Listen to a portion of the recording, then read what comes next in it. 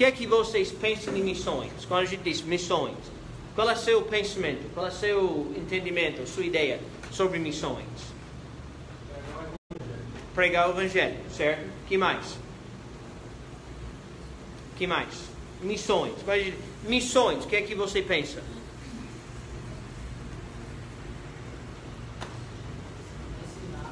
Ensinar, certo? Muitas pessoas hoje em dia veem missões assim. Vai até um lugar mais pobre, ou alguém que é mais coitado, alguém que é mais necessitado, e faz alguma coisa social para ajudar aquela pessoa a levantar. Certo? Eu não estou dizendo que isso não faz parte de missões. Mas missões, a ideia principal de missões é que alguém sai do seu canto e levar o Evangelho para outra pessoa. Entendeu? Isso pode incluir obras sociais? Pode. Mas não é principal. Entendeu? Pode fazer parte, mas não é principal. Agora, fazer missões é a batida do coração de Deus. Ou seja, missões é o desejo do coração do Senhor. De sair da nossa área de conforto, levar o Evangelho para alguém. O missionário à Índia, Henry Martyn, falou isto. O Espírito de Cristo é o Espírito de missões. Pense nisso por um momento. O que foi que Jesus Cristo fez? Ele deixou o céu, foi encarnado aqui na terra, não foi? Viveu a sua vida e morreu por nossos pecados, não foi? Então, o Espírito de Cristo é o Espírito de missões. Então, o salvo, o discípulo, que deve ter o Espírito de Cristo dentro dele, também deve querer fazer missões, não é? Agora, o mais perto que chegamos a Ele, a Jesus Cristo, o mais intensamente missionário tornamos. Ou, o mais que andamos com Jesus, mais desejo de fazer obra missionária nós temos. Entendeu? Outra pessoa disse, a Bíblia não é a base de missões. Missões é a base da Bíblia. Lembra ontem eu falei que um dos motivos de nós termos a palavra de Deus em mãos é porque Deus deseja se revelar para nós? Missões. Missões. Ou que Deus está se revelando para nós. A base bíblica de missões é o próprio mandamento de Jesus. Hudson Taylor, que era um famoso missionário à China. Você quer ler algumas histórias bonitas, você procura esse Hudson Taylor, certo? Ele é um famoso missionário à China. Ele falou, a grande comissão não é uma opção de considerar, é um mandamento de ser obedecido. A grande comissão é o que? Jesus falou em Mateus 28. Ide, fazei discípulos de todas as nações, batizando-os em nome do Pai, do Filho, do Espírito Santo, ensinando-os a guardar todas as coisas que vos ensinei. E eis que eu estou convosco até a consumação dos séculos. Amém. Essa grande comissão é repetido em Marcos, em Lucas, em João, em livro de Atos. Em todos os evangelhos e até em livro de Atos nós encontramos a grande comissão. Agora são algumas palavras diferentes, mas a mesma ideia, que é o trabalho da gente levar o evangelho até os confins da terra. Agora, isso quer dizer que Deus vai mandar Maria para a Índia? E Maria disse, por favor, Senhor, não faça isso não. Mas Maria pode ser uma missionária, ajudar um missionário na Índia? Pode, absolutamente. Absolutamente. Eu participo das ofertas missionárias da minha igreja lá nos Estados Unidos. Nós sustentamos, eu acho que na faixa de 30 missionários em lugares ao redor do mundo. Hoje à noite, enquanto eu estou aqui ensinando, lá na Guatemala, tem um missionário trabalhando que eu estou sustentando, junto com os outros membros da igreja lá nos Estados Unidos. Nós estamos fazendo parte de obras missionárias no Sertão, Pilão Arcado, ajudando o pastor Domingos. Brejo da Serra, ajudando o pastor Danielson. Certo? E nós podemos ajudar em outras obras missionárias também, aqui como igreja. Agora, letra A. A igreja de Jesus deve fazer o quê?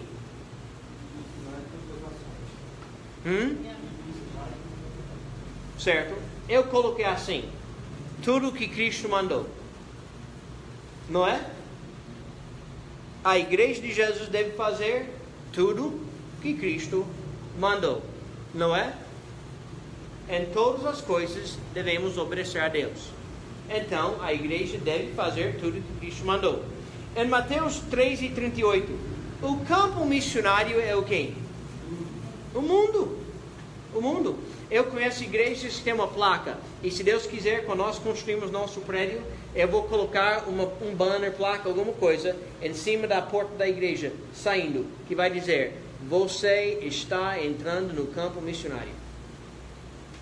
Porque a partir do momento que você sai da porta da igreja, você está entrando no campo missionário. O mundo é o campo missionário, certo? 1 Coríntios 15, 1-4. A mensagem de missões é o Evangelho, que é o quê?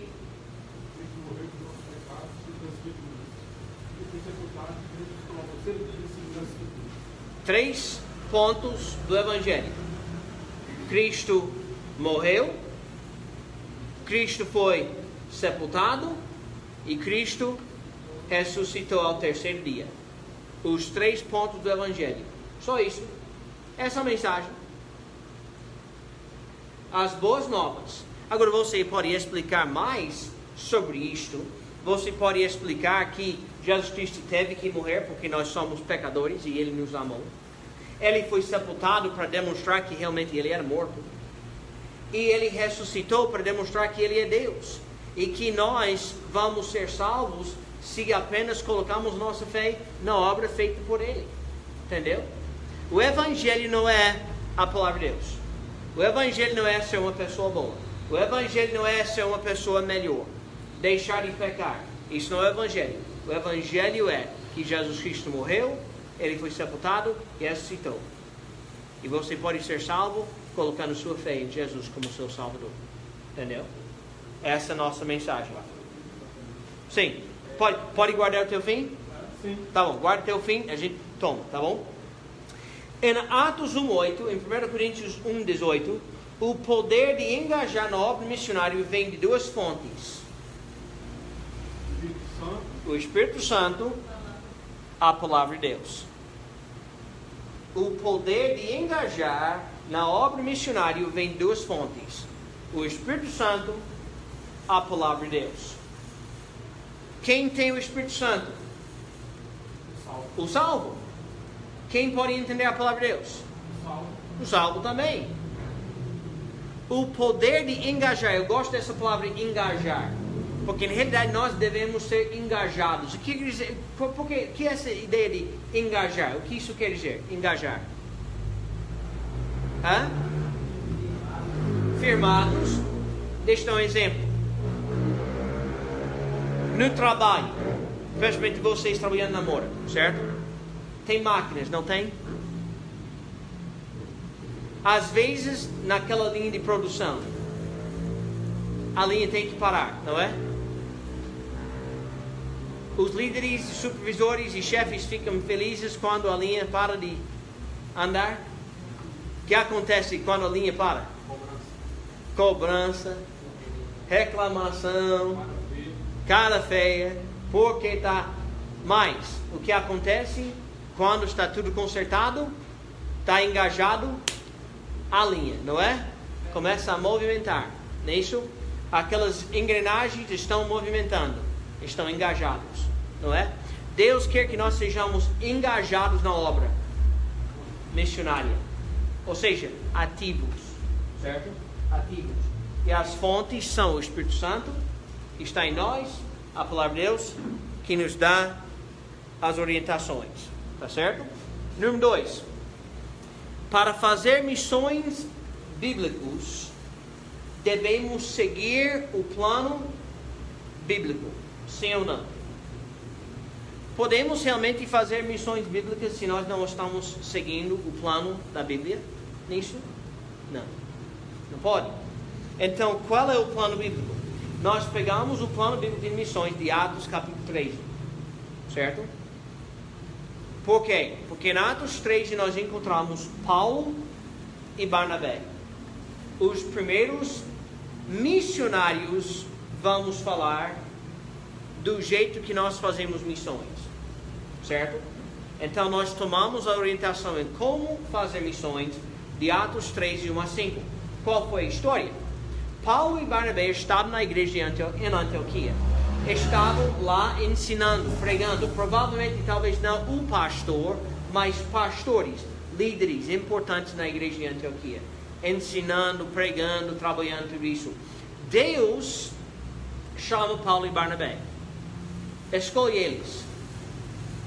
A igreja identifica esse fato. Reúne a igreja, ore sobre isso. Deus separa eles. A igreja manda eles para fazer a obra, com a bênção da igreja. E eles vão fazendo a obra, certo? Agora vamos olhar aqui. De onde Deus chamou os primeiros 2 missionários? Na igreja de Antioquia. Mas eu coloquei algo um pouco mais além apenas da igreja de Antioquia. Homens fiéis e envolvidos na igreja.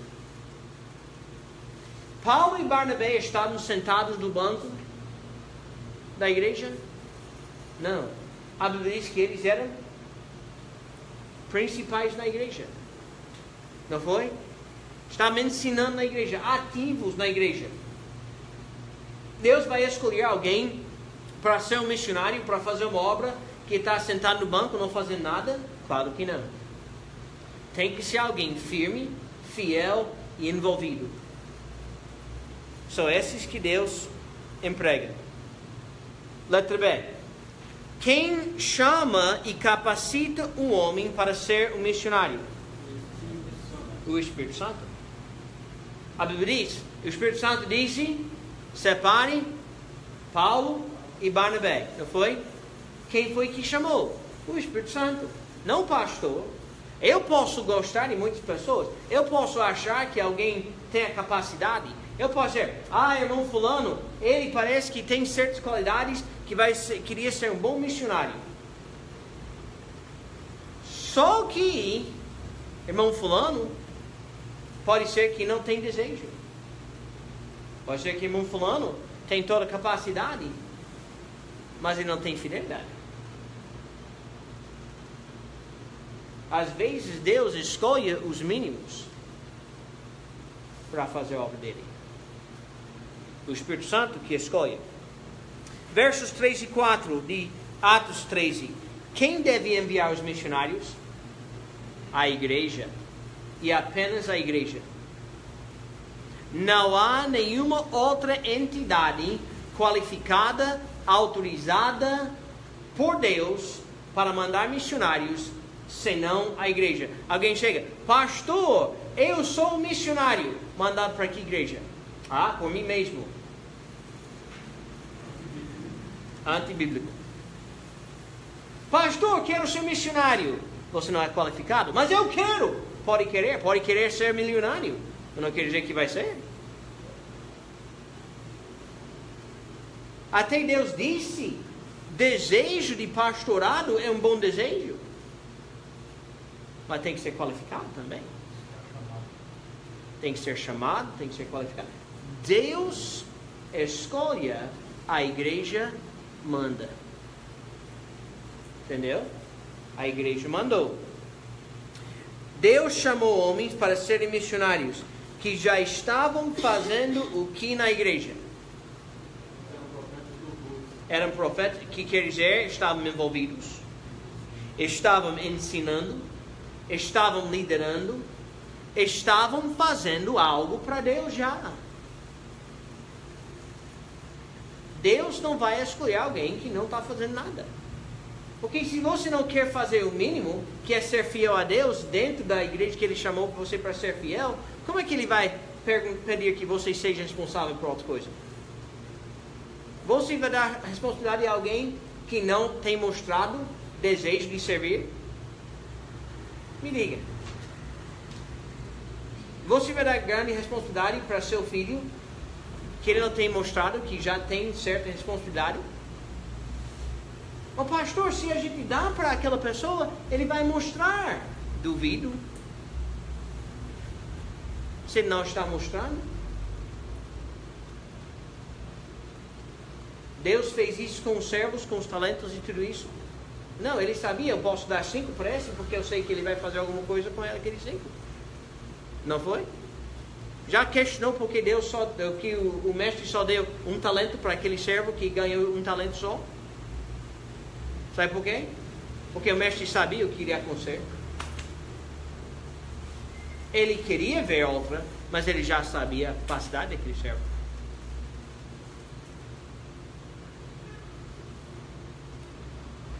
Letra E. O plano bíblico de missões. O plano bíblico de missões é que Deus chama homens fiéis das igrejas, que sejam mandados pelas igrejas, sustentados pelas igrejas, e que as igrejas comprometem com eles em oração. Deus deu autoridade à igreja para fazer a obra dele. Mateus 28, 18 a 20 foi dado à igreja de Jesus Cristo, aqueles apóstolos que estavam lá. E aquela mesma coisa, aquela mesma autoridade caiu sobre nós também. Mas não é para o indivíduo, é para a igreja como um corpo de fazer essa obra.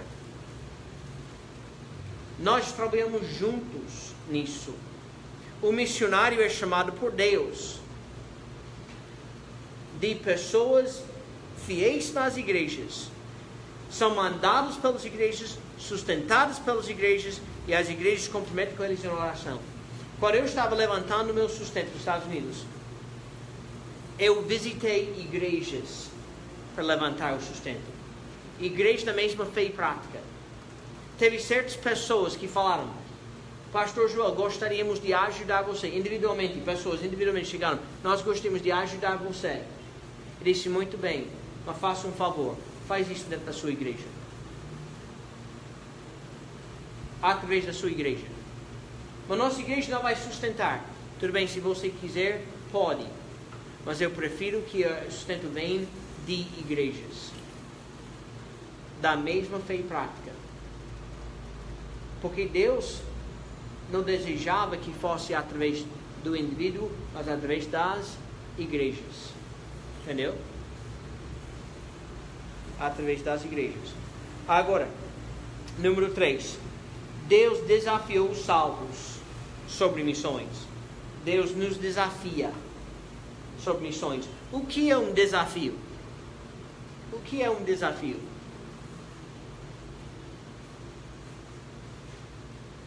É uma grande coisa para ser superada, não é? Hoje, no CrossFit, Addison, nós tivemos 4 exercícios, 15 repetições, certo? Quantas vezes nós podíamos fazer todos aqueles 4 exercícios em 26 minutos? 2 ou 3 vezes, tranquilo. Mas rapaz, começou a ser difícil. O desafio era fazer 10 circuitos daqueles 4 exercícios 15 vezes em 26 minutos. Eu me desafiei. Eu iria fazer 12. Eu consegui 14. Mas estava quebrado. Estava quebrado quando terminei. Mas eu me desafiei. Desafio é o quê? Você tem um alvo que você quer chegar ou superar, não é isso? Deus nos deu como salvos um desafio. E o desafio é missões. Em João 4,35, como deve ser a consciência do salvo em relação a missões? como deve ser a consciência do salvo em relação a missões. Agora, para entender o que eu estou dizendo, vamos contar a história, certo? A mulher samaritana, não foi? A mulher samaritana, ela, depois que aceitou a Cristo, correu para a cidade, não foi? Quando ela chegou à cidade, ela falou para todos os homens lá: vem ver o homem que me diz tudo sobre minha vida. Esse é o Cristo, não foi? Então chamou. Enquanto ela estava chamando, os apóstolos que tinham entrado na cidade estavam voltando da cidade, não foi? Jesus repreendeu os apóstolos. Por quê? Porque perderam a visão do campo, não foi? Na hora que chegaram, Jesus mandou todos olhar para trás e ver toda aquela multidão que estava saindo da cidade para conhecer Jesus Cristo. Ele falou: vejo o campo branco para a ceifa. Não foi isso?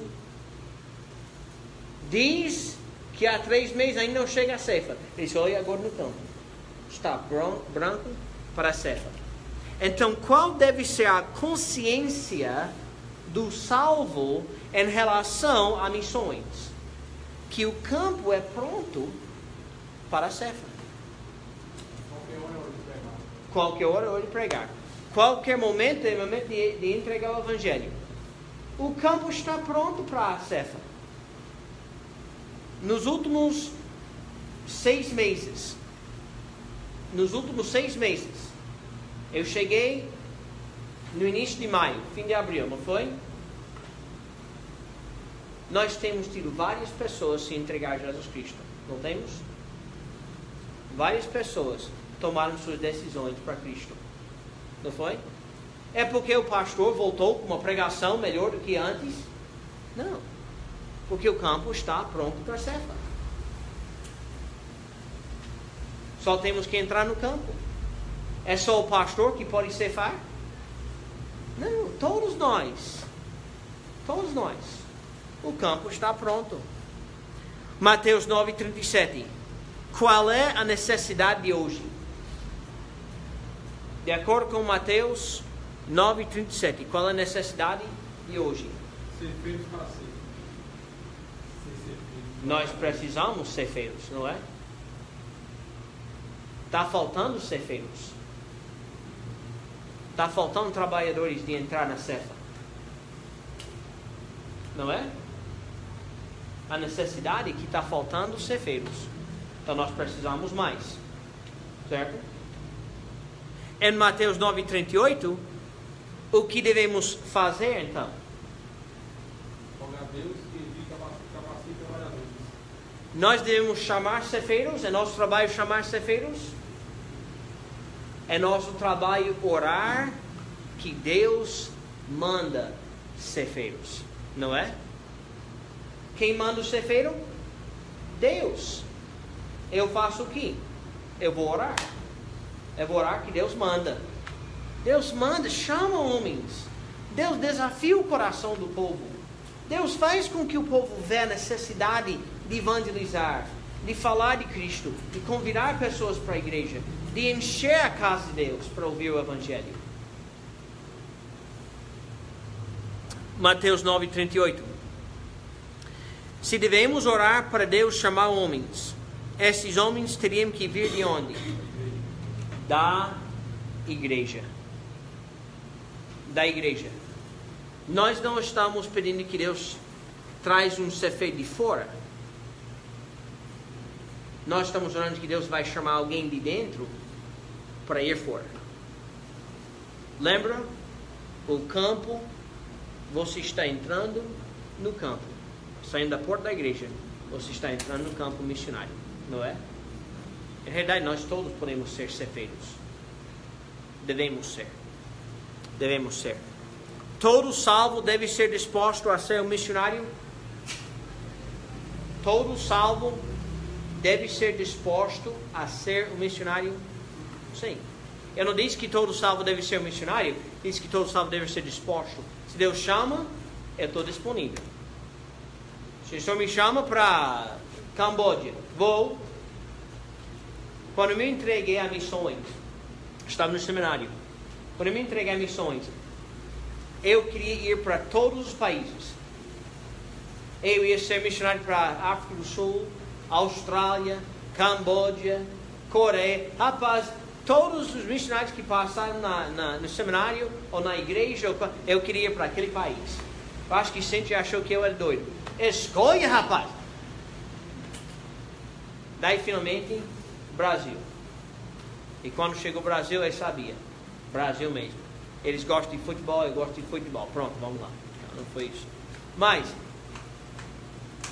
Mas quando Deus deixou claro, eu estava pronto, porque eu já tinha me entregado a qualquer lugar. Entendeu? Agora, missões.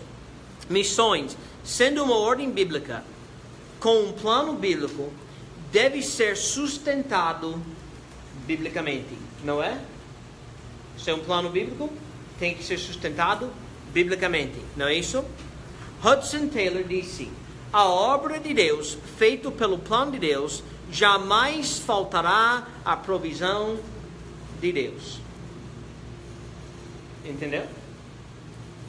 A obra de Deus, feita pelo plano de Deus, jamais faltará a provisão de Deus.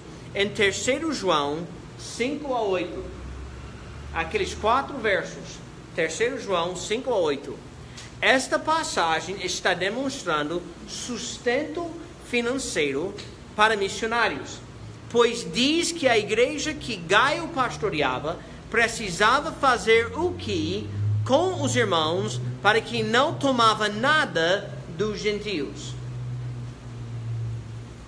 Alguém pegou a resposta? Alguém quer chutar? Em 3 João 5-8, nós encontramos João falando com Gaio, que estava pastoreando a igreja lá. Ele falou que teve um grupo de pessoas que visitava a igreja de Gaio, mas que aquela igreja lá fez algo para que aqueles missionários não precisavam tomar nada dos gentios. Ou seja, em vez de precisar qualquer coisa de fora, recebeu o seu sustento por dentro da igreja, certo? O que foi que diz? Ele disse que eles procederam fielmente e conduziram como era digno. Eles procederam dignamente, ou fielmente, desculpa, procederam fielmente e conduziram como era digno. Agora, o que quer dizer a palavra conduzir? O que quer dizer a palavra conduzir? Levar. Ah, isso. Levar ou mandar em frente, não é isso? Certo, Maria. Gostei da sua resposta. Muito bem feito, tá bom? Agora, eu faço uma pergunta. Vamos hoje à noite conduzir Maria para Fortaleza para encontrar com seu filho. Eduardo já está em Fortaleza, não é isso? Você gosta de visitar Eduardo? É bom visitar ele, não é? Certo. Vamos conduzir Maria para Fortaleza para visitar o filho dela, certo? Tá bom. Se a gente chegar, apertar a mão de Maria e diz: Deus abençoe, vá em paz. Isso é conduzir ela? Não. Se nós vamos conduzir ela, a gente vai ter que fazer o quê? Hã? Pode ir com ela. Mostrar o caminho. Também temos que ajudar financeiramente, não é? Comprar passagem, verificar que ela chegou seguro em Recife para pegar o avião, não é? Tem que garantir que a passagem dela é paga para chegar lá. Temos que também verificar que chegou lá em Fortaleza e que o filho dela chegou lá no aeroporto para buscar ela, não é? E também saber que ela está lá em paz e segura lá visitando seu filho, não é? Enquanto está lá, também nós queremos saber que ela está com todas as necessidades supridas quando ela está lá. Sim ou não? Sim. Então, quando João falou para Gaio que procederam fielmente e conduziram como era digno, que não precisava tomar nada dos gentios, João estava dizendo que aquela igreja de Gaio fez o quê? Eles sustentaram, orientaram no caminho, não foi? Garantiram que chegaram em paz. Daí, quando chegaram, também queria saber que estava lá, tudo seguro, e foram com as suas necessidades supridas também, não foi? Agora, aplique isso a missões hoje em dia. Quando nós sustentamos missionários, e nós queremos conduzir nossos missionários, nós precisamos fazer o quê?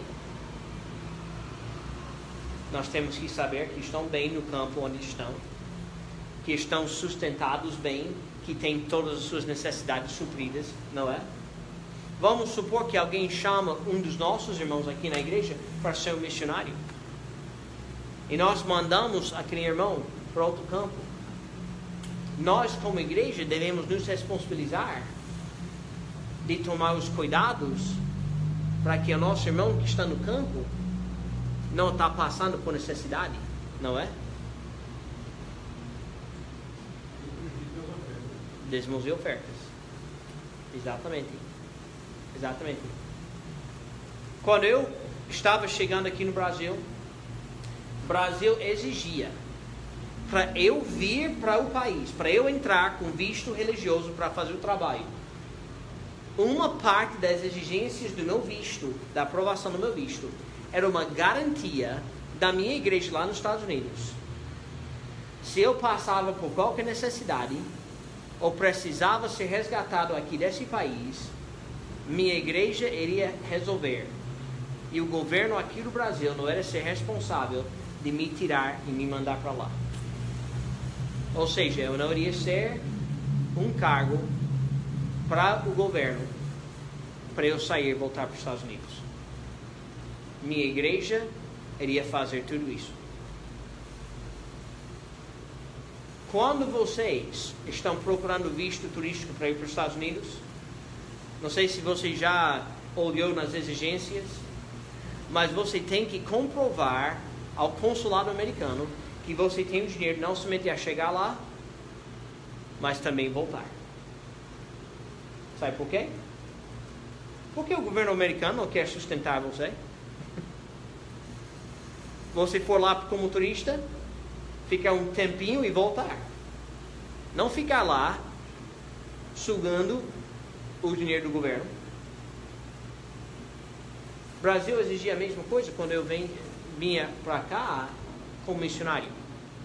Que a minha igreja garantia que qualquer coisa, a minha igreja iria me resgatar e levar de volta para lá. Sem o governo brasileiro pagar nenhum centavo. Se não tivesse aquela carta escrita por minha igreja, o Brasil não teria aprovado o meu visto religioso. Paulo trata, letra B, Paulo trata do dever a contribuir a missões quando escreveu à igreja em Corinto. Em 2 Coríntios 8, 9 e 10, ele fala sobre essas ofertas missionárias. Em 2 Coríntios 8, 1 a 5, ele falou da atitude bíblica de dar. Uma atitude bíblica de dar.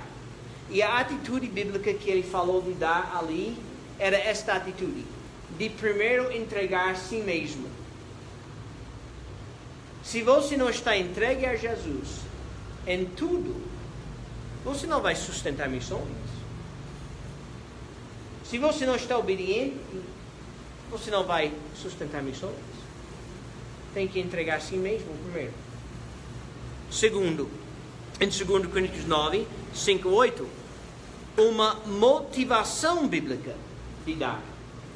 Uma motivação bíblica de dar.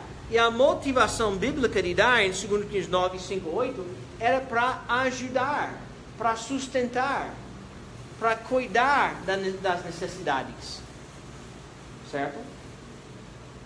E em 2 Coríntios 10, 13 e 16, um propósito bíblico de dar. Um propósito bíblico de dar. E o propósito bíblico que nós encontramos em 2 Coríntios 10, o propósito era para suprir a necessidade da igreja que estava em Jerusalém. A oferta que nós encontramos em 2 Coríntios 8, 9 e 10 era o seguinte: os salvos da igreja em Jerusalém estavam sofrendo.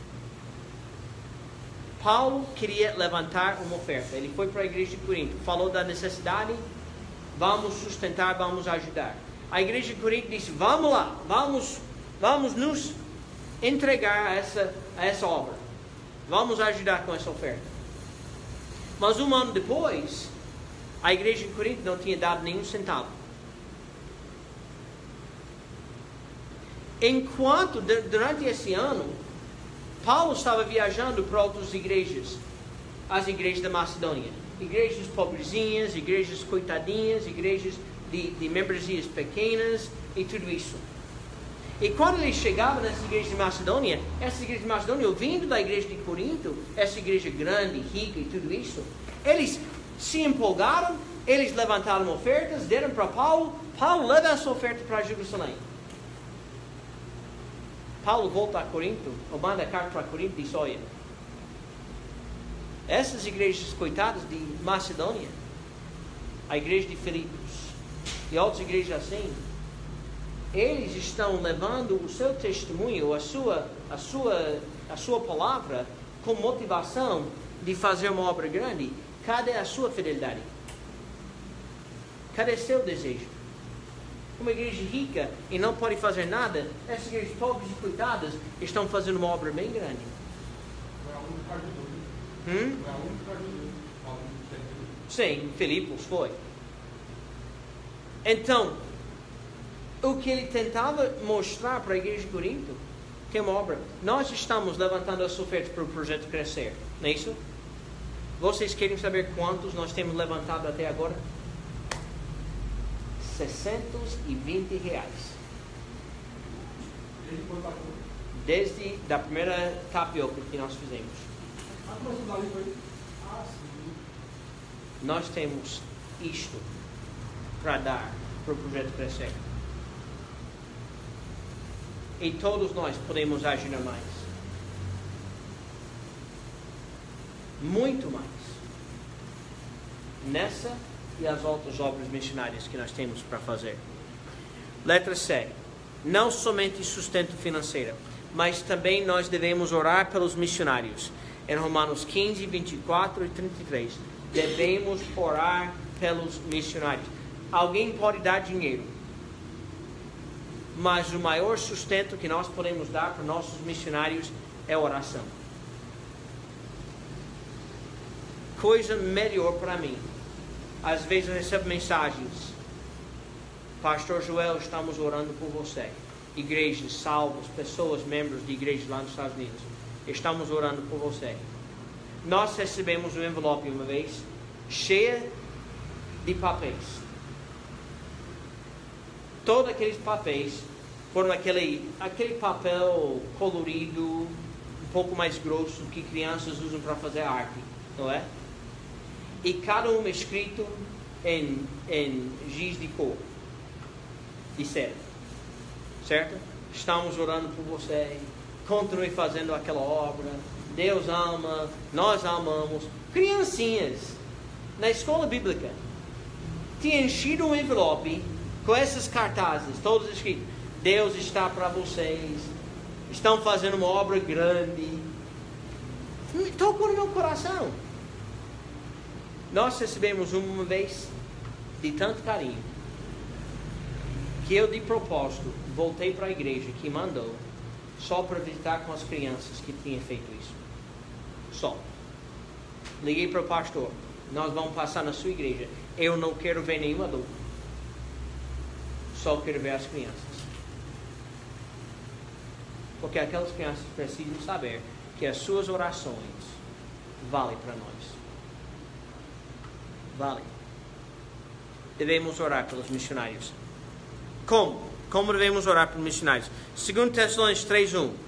Qual é a oração ali para o missionário? Em 2 Tessalonicenses 3:1. Que a palavra tem livre curso. Sabe o que Satanás quer fazer com a palavra de Deus? Impedir, corromper, fazer de tudo que a palavra não chega. Lembra a parábola do semeador? A semente é semeada e o que acontece com a semente? O pássaro chega, pega a semente e leva embora, não é? Satanás quer fazer tudo para impedir a palavra. Então Paulo disse, ore por mim que a palavra tem livre curso. Livre curso. Certo? Nós devemos orar pelos missionários. Que eles têm, que a palavra de Deus tem livre curso. Que vai infiltrar os corações, que nada vai impedir a palavra de Deus. Em Efésios 6, 19. Efésios 6, 19. Qual é a oração ali?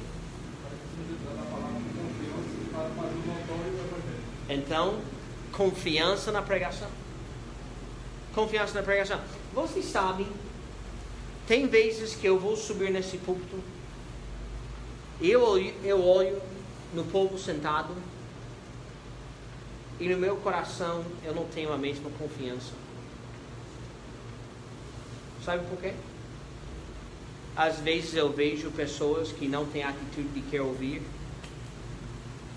Às vezes eu estou vendo pessoas que mesmo que estão ouvindo, não querem obedecer. Às vezes minha própria vida não está exatamente como deve ser. Então devemos orar pelos nossos missionários que têm a confiança, quando estão pregando, a confiança na palavra, a confiança e a fé em Deus, que Deus vai levar aquela palavra, vai infiltrar o coração e que vai fazer uma obra. Isso que Paulo está falando em Efésios 6. Que temos a confiança na pregação. 2 Tessalonicenses 3, 2. Qual é a oração de 2 Tessalonicenses 3, 2? Sejam livres de absolutos e maus. Ou seja, proteção contra homens maus. Vocês sabem que vocês devem orar por seu pastor, que Deus me protege de homens maus, que querem fazer mal, fisicamente, palavras, fofocas e outras coisas também. E os nossos missionários também precisam dessas orações, porque eles estão enfrentando desafios. Em certos países, o missionário está sempre correndo risco de vida. Quando nós morávamos em Caruaru, quando nós estávamos morando em Caruaru, ouvi uma fofoca passando no bairro, que eu e Cintia estava lá, raptando crianças para levar para os Estados Unidos. Foi, Maria? Pergunta para o pastor James depois. Ele confirma. Houve uma fofoca dentro do bairro, que eu e Cintia estávamos raptando crianças para levar para os Estados Unidos. Agora, não sei de onde pegaram essa ideia. A única coisa que eu posso pensar é que de vez em quando algumas crianças vieram para nossa casa brincar com nossos filhos. Não sei. São todos meu sangue. Mas nós temos que orar que Deus nos protege, não é? E protege nossos missionários, certo? Em Filipenses 4, 14 e 19, Deus prometeu de fazer o que para a igreja que sustenta missões fielmente. Suprir todas as necessidades e glória do Cristo Jesus. É interessante, todo mundo gosta de dizer, Deus vai suprir todas as nossas necessidades. Só que aquela promessa em Filipenses 4, 19 é feito para a igreja que sustenta missões. Deus vai suprir todas as necessidades da igreja que sustenta missões. Eu conheço um pastor. Quando ele estava pastoreando a igreja lá nos Estados Unidos, quando veio a hora de comprar um terreno, construir um prédio, fazer qualquer expansão do ministério da igreja, a primeira coisa que ele fez, ele foi perante a igreja e disse, olha gente, nós precisamos sustentar mais um missionário. Vamos sustentar um novo missionário. Não podemos, as ofertas não chegam para os missionários que não... Como é que... Antes de começar essa obra, vamos começar a sustentar um novo missionário. Deus abençoou aquela igreja cada vez que fez. Prédios construídos, terrenos comprados. Agora o patrimônio da igreja de lá de eu não sei quantos dólares. E a obra missionária daquela igreja está em centenas de missionários. Cada ano aquela igreja está mandando, se não me engano, ou 1 milhão ou quase 1 milhão de dólares por ano, só para sustentar missionários.